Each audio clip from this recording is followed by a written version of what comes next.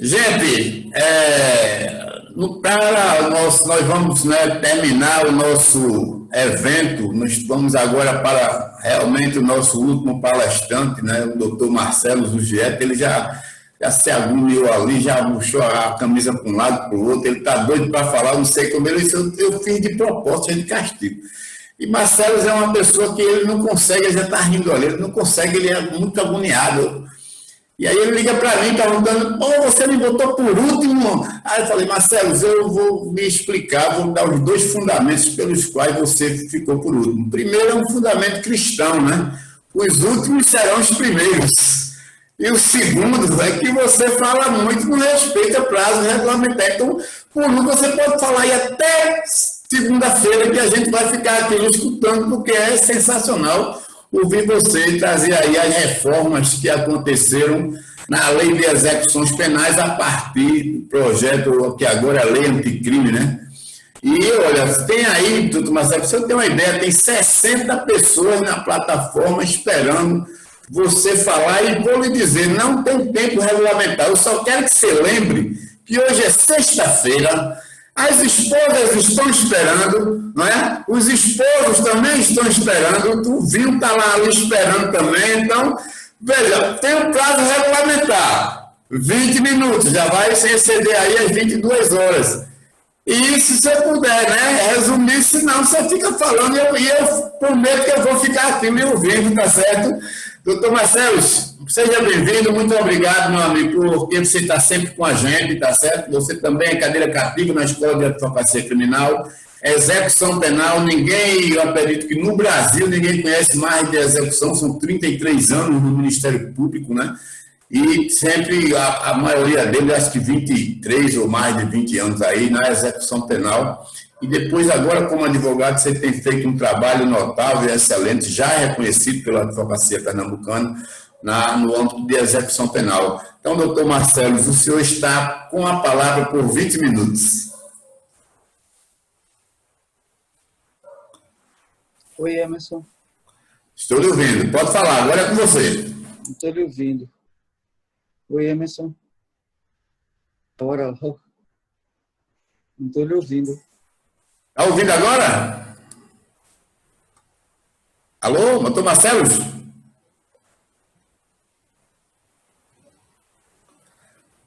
Doutor Marcelo, meu microfone está ligado, todo mundo está me ouvindo. O senhor não está me ouvindo, o seu microfone parece que está desativado aí, está desligado. A câmera também travou. E o vídeo também. Está travado, vou mandar aqui uma mensagem aqui para ele. Oi, Emerson. Oi? Está me ouvindo agora? Eu estou lhe ouvindo. Agora. Ótimo, é porque, de repente, você estava falando e a internet sumiu, mas está me ouvindo agora, né? Estamos lhe ouvindo e lhe vendo. Posso falar? Boa noite para todos, já quase de madrugada. O Emerson Fogo, né? Ele arrumou até duas razões. Se eu conversasse mais, ele arrumava outra para eu ficar para esse final. Mas eu quero lhe dizer, Emerson, que é um prazer muito grande. Foi um prazer participar ontem e hoje e aprender, porque ontem o doutor André Rabelo, Plínio, o doutor Mário, o doutor Alberto Toron, o doutor Elias, né? A doutora Isabela Beltrão, o esposo dela, enfim, doutor Renato Dantas. Então, foi muito bom e hoje também foi muito bom. Comentei com muita gente que foi bom para aluno, foi bom para estudante, foi bom para advogado, foi bom para juiz, para promotor.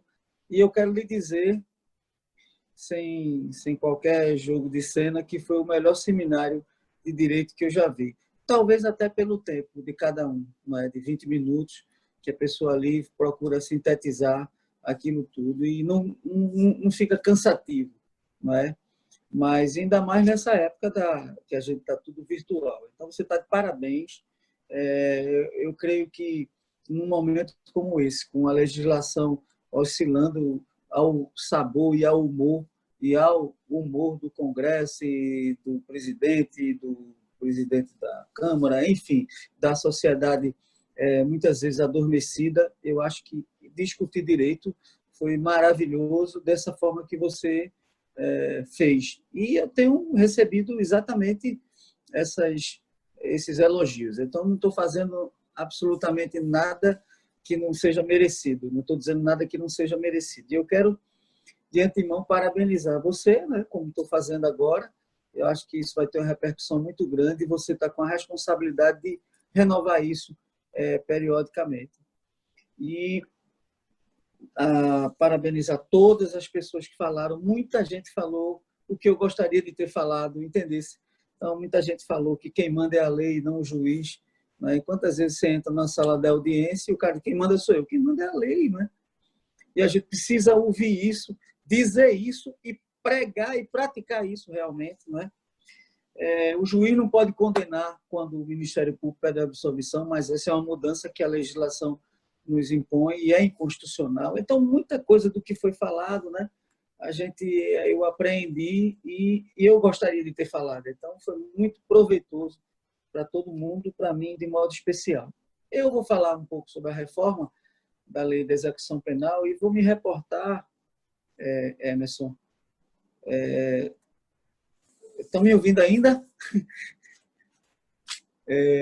Eu vou me reportar ao PLS 513, que é o projeto de reforma e atualização da Lei de Execução Penal, não é? E sempre que eu falo isso, eu me lembro também do professor Rafael, do professor Martorelli, do professor André Gouveia, do professor Eloy Mori, toda essa gente, doutora Anás Maria, doutora Luciana Neves, toda essa gente que falou sobre as reformas trazidas pelo pacote, que é um pacote mesmo, no sentido pior da palavra, chamado de pacote anticrime. E eu queria, como disse na última vez que falei sobre o assunto, acho que segunda ou terça-feira, dizer que, na realidade, esse fato ele nasceu exatamente como se fosse uma coisa de um programa de governo. O principal mote poético desse pacote anticrime é a frase prender e deixar na cadeia, que está exatamente no programa de governo. E eu acho que a gente tem que analisar programa de governo mesmo, né? Mas, assim, eu não estou politizando a questão, mas é uma questão de política criminal, de política penitenciária, e, sem dúvida nenhuma, todas essas inflexões que houveram e que foram trazidas pelo pacote anticrime, pela Lei 13.964 de 2019, elas repercutem necessariamente na execução penal. E eu dizia do PLS 513, por quê? Porque esse projeto de lei que alterava e modificava e modifica e atualiza a Lei de Execução Penal, ele efetivamente trouxe uma série de novidades e coisas boas para essa atualização da Lei de Execução Penal, que é uma lei boa, que é uma lei atual, futurista, como eu costumo dizer, mas que precisava ser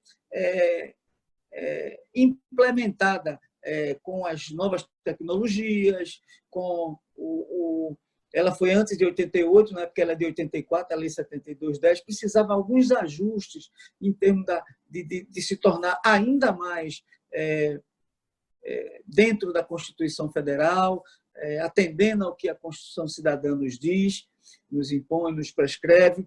Então, eu fiz parte dessa comissão de reforma da Lei de Execução Penal no Senado Federal, junto com mais 11 pessoas, e fui subrelator. A relatoria ficou com a doutora Maria Tereza Willi, e eu fui subrelator. E nós entregamos o PLS 513 em face da pressa que houve no Senado Federal, como se isso fosse ser votado e fosse ser implementado de modo imediato. O que é que nos aconteceu? De lá para cá, a Lei de Execução Penal foi enxertada por várias legislações satélites, vários dispositivos legais, e até hoje não se votou, não se colocou para votação e aprovação a nova Lei de Execução Penal, que é justamente esse PLS 513. Mas, por exemplo, nós tratamos da questão dos números clausos, nós tratamos da questão da extinção dos HCTPs, de conformidade com a Lei 10.216/2001. Nós tratamos da extinção da casa de albergado e substituindo efetivamente pela lei por essa prisão domiciliar. Enfim, tratamos a questão da polícia penal, do agente penitenciário como carreira de Estado, vedando a terceirização desse serviço, que deve ser um serviço de Estado e não um serviço privado, assim, nesse sentido. Enfim, todas essas e mais algumas questões, como as garantias da assistência, já que o que se mitiga com a sentença condenatória é tão somente a liberdade, não há restrição a qualquer outro direito, salvo aquele que está na sentença condenatória, qual seja a liberdade e a perda ou suspensão dos direitos políticos. Em regra, não é, gente? Então, assim, essa modificação que houve agora na legislação processual penal, na legislação penal, na legislação de uma forma geral, principalmente com o viés da segurança pública, esquecendo de uma política penitenciária que pudesse ser realmente efetiva e que pudesse buscar reinserção social, é justamente na esteira desse pensamento. Prender e deixar na cadeia salva vidas. Imagina isso. Então, se a gente fizer um apanhado e se houvesse tempo de a gente entender que desde a lei dos crimes hediondos, que é a lei de 90, passando por todas essas legislações que rigorizaram regimes, que alteraram frações para a progressão de regime, enfim, tudo isso que aconteceu pudesse evitar o delito, nós não tínhamos o número de homicídios qualificados que nós temos, nós não teríamos o sequestro relâmpago, que é um aperfeiçoamento do sequestro, não é? E o sequestro na lei dos crimes hediondos, em 90, já foi colocado lá como uma coisa efetiva, que devia ser rigorosamente punida. Então, é aquela briga da lei com o fato típico que, sem dúvida nenhuma, a gente sabe que não resolve. Mas eu queria, nessa reforma trazida por todas as inflexões, todas as intervenções que o pacote anticrime trouxe, eu queria pontuar, como já o fiz em outra oportunidade, essa questão da pena de multa, que isso vai trazer uma série de situações interessantes e certamente o STF, como alguém já pontuou, não é, vai ter a necessidade de se manifestar. Então, a pena de multa hoje, ou antes da lei do pacote anticrime, era uma dívida de valor que devia ser cobrada pela Fazenda Pública, artigo 51 do Código Penal, não é?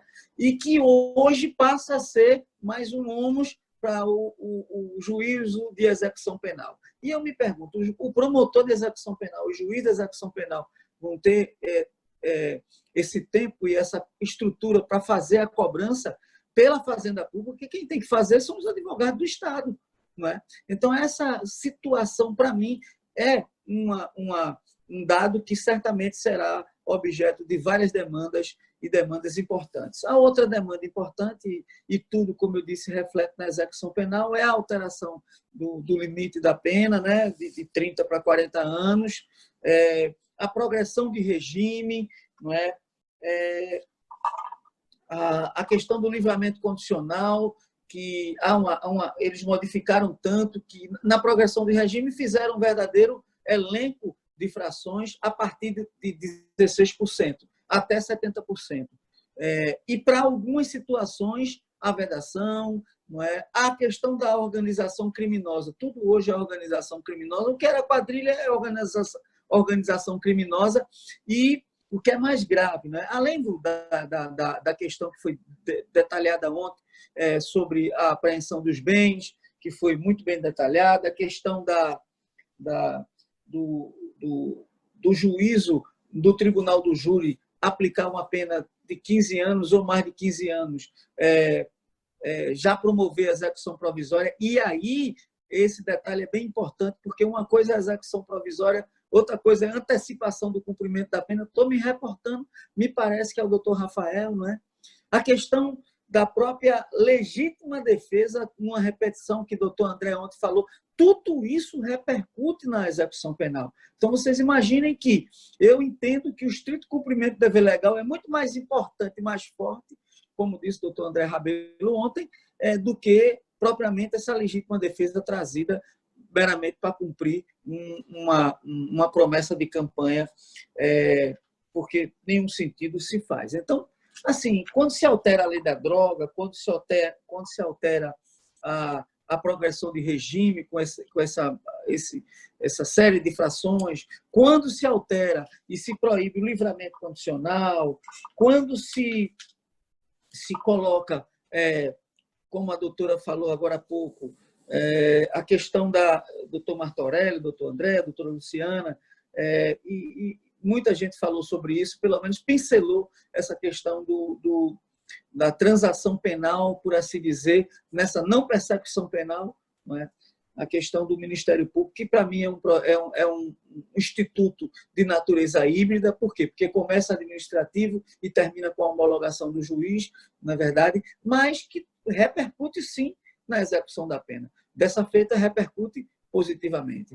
O juiz de garantia repercute na execução penal. Em que medida repercute na execução penal essa reforma com o juiz de garantia, que eu também acho uma coisa positiva? Aquele juiz que determina todas aquelas cautelares, por exemplo, prisão preventiva, busca e apreensão, etc., interceptações, ele julgar, na verdade, isso é uma inconstitucionalidade. E ontem eu ouvi, juiz é para julgar, juiz não pode conduzir a prova da forma que ele quer, com o interesse que ele quer. Juiz não pode condenar quando o Ministério Público absolve, não é? Então, assim, percebam que, se por um lado é direito penal, por outro lado é processo penal, por outro lado é a questão da lei das drogas, que também foi alterada, enfim, a questão da interceptação telefônica, mas se você analisar, tudo recai mais cedo ou mais tarde na execução penal. E eu sempre gosto de frisar que a execução penal no Brasil começa com a autuação em flagrante,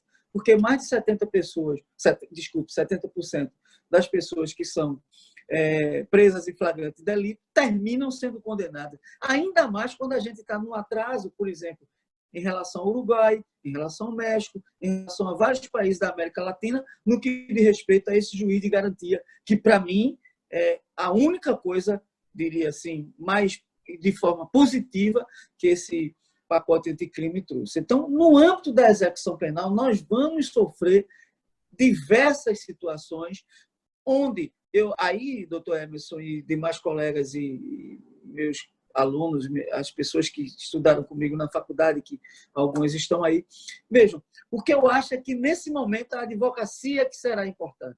Não vejo o Ministério Público nem o Judiciário se socorrendo da inconstitucionalidade em determinados casos. Gostaria que fosse, mas não vejo assim, porque a história já diz ao contrário. Então, por exemplo, quando o STF, de 90 até 2006, 2005, 2006, se debruçou sobre a inconstitucionalidade da proibição da progressão de regime para crimes hediondos e da proibição de liberdade provisória, ou responder o processo em liberdade também para crimes hediondos, foi por obra e força da advocacia. Tenham certeza disso. Então, eu penso que, nesse momento, essas reformas que a lei de execução penal está sofrendo, que rigorizam regimes, que modificam o RDD para pior, porque já é inconstitucional o RDD dessa forma que existia antes do pacote anticrime. E agora, com essas inovações, ainda é realmente um absurdo, não é? Fere a Constituição, não só no que diz respeito a maus-tratos, a um tratamento degradante, porque isso a gente consegue ver na unidade prisional comum, mas, sem dúvida nenhuma, é uma matéria que a advocacia certamente terá, e aí é onde a gente invoca e provoca a OAB, de uma forma geral, não só o advogado, mas a OAB como instituição, para argumentar, para trabalhar, para brigar, para que essas reformas, essas posições e reformas inconstitucionais que vão refletir efetivamente da execução penal não sejam aplicadas, provocando o STF, não é? Para que a gente possa declarar a inconstitucionalidade de algumas delas, certamente serão declaradas. Não é? Então, eu penso que o que podemos fazer, não é? Dentro do esperado, do estudado, de tudo que foi dito aqui durante esse excelente seminário, desse congresso, é justamente essa possibilidade que a gente tem de debater e de definir, principalmente, essas irregularidades, que eu chamo de irregularidades, mas já estou chamando de inconstitucionalidades, não é? Trazidas pela Lei 13.964 de 2019, especialmente agora no âmbito da execução penal, que é a última fase desse processo penal capenga, desse processo penal arcaico, desse processo penal, como disseram os palestrantes de ontem, que nasceu em 41, sobre um momento histórico completamente parecido com o que nós estamos vivendo, mas muito, talvez até muito pior, não é, do que nós estamos vivendo. Então, é um processo penal ainda muito arcaico, ainda muito arbitrário, vamos dizer assim. Não é? Vou chamar de arbitrário, muito atrasado, não é? Muito inquisitivo, entendeu? Então, aquele que parece que a punição talvez seja a última e a única coisa que o processo penal busca, quando, na verdade, o ideal de justiça deve ser, o ideal de direito deve ser realmente o norte para todos os operadores de direito, todas aquelas pessoas que trabalham no processo penal. O juiz, no seu lugar de juiz, ele não pode ser mais do que é o juiz. Inerte, esperando a provocação das partes, sendo presidente da instrução do processo, mas não pode ser ele aquele que vai instruir o promotor como órgão, o Ministério Público como órgão de acusação, quando for de acusar, e a defesa no seu papel de essencial à concepção e à realização da justiça. Então, eu penso que, e já estou terminando, doutor Emerson, imagino que todo mundo já está querendo dormir, e eu quero deixar esse recado, né? E, para mim, foi muito ruim ver o PLS 513 parado lá no Senado Federal, as intervenções absurdas que vem sofrendo a lei da execução penal. Percebam que a maioria sempre com o viés da segurança pública e não o viés da futurista da lei da execução penal, de tratar o preso com dignidade, de ter a dignidade no tratamento e o mote maior, que é a reinserção social positiva, mas é sempre num momento casuístico, num momento de dar uma satisfação à sociedade, de dizer que votou a favor de uma pena maior, de um rigorismo maior na progressão de regime ou proibição do livramento condicional. Imaginem, e vou terminar com esse exemplo. Alguém que, numa briga, num restaurante, num bar, num jogo de futebol não vou falar isso não por causa das torcidas organizadas, mas assim, num momento não da vida, comete um homicídio, muitas vezes é um crime episódico na sua vida, aquele que furta, que rouba e que tem isso como contumaz, como uma prática contumaz, que não teve alternativa de vida, talvez até levado por essa falta de alternativa de vida, com uma série de problemas e de dívidas sociais que o Estado brasileiro tem com seus filhos, mas esse cidadão, ele vai ter direito a livramento condicional. Aquele que praticou um crime de homicídio, que é um crime episódico, não vai ter. Eu quero dizer que nesses meus 20 anos, quase 20 anos de execução penal, o delito que oferta o maior número de reinserção social positiva é o crime de homicídio. Pasmem. Aí você diz, por quê? Porque o crime de homicídio é aquele que qualquer um de nós pode cometer e, no momento, não, como eu disse, num momento ruim, numa legítima defesa, enfim, e que não foi reconhecida no júri. Tudo isso pode acontecer, mas eu não estou falando dos grupos de extermínio, não estou falando da milícia, não estou falando do cara que é contumaz, do pistoleiro, estou falando do crime episódico. O que eu quero dizer é que não é dessa forma que se consegue a efetivação da lei penal, a efetivação da punição com esse tipo de argumento, que para mim é argumento sem vamos dizer assim, um fundamento legal, um fundamento social, um fundamento prático que possa justificá-lo. Quero lembrar que ontem eu ouvi falar da prisão preventiva e se falar nessa coisa nessa esteira que se fez de um país chamado Curitiba, quando a prisão preventiva, eu chamei essa prisão preventiva do novo Pau de Arara. Né? Então, ontem eu ouvi muita coisa que eu gostaria de dizer, assim, e que fiquei muito feliz em ouvir e aprender. Então, eu quero deixar um abraço grande a todos. Me permita, eu acho que passei uns 5 minutos. Doutor Marcelo, o senhor realmente, a mim, o senhor me surpreendeu, porque o senhor só passou 1 minuto do tempo. Só 1 minuto? Poxa, só 1 minuto, não quero te agradecer. Está aprendendo a controlar o tempo. Mas eu quero... Não, Marcelo, eu queria, né, para encerrar aqui, para encerrar o nosso evento, eu queria dizer, da minha felicidade, né, particular, pessoal, de ter agora na Escola de Advocacia Criminal, nós temos 15 palestras, tá? Essas 15 palestras serão todas editadas, elas serão disponibilizadas numa plataforma em breve, tá? Todos os palestrantes receberão as suas palestras.